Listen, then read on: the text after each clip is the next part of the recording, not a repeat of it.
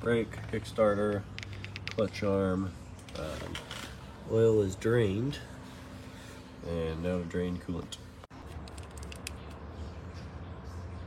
Well, I guess there was only that much coolant in it.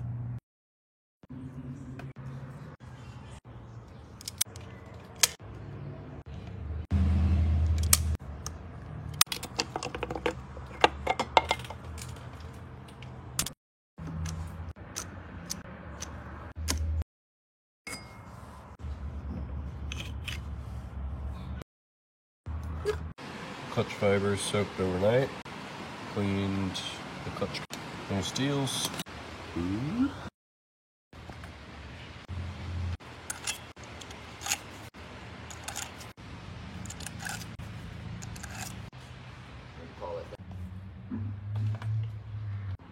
reassemble.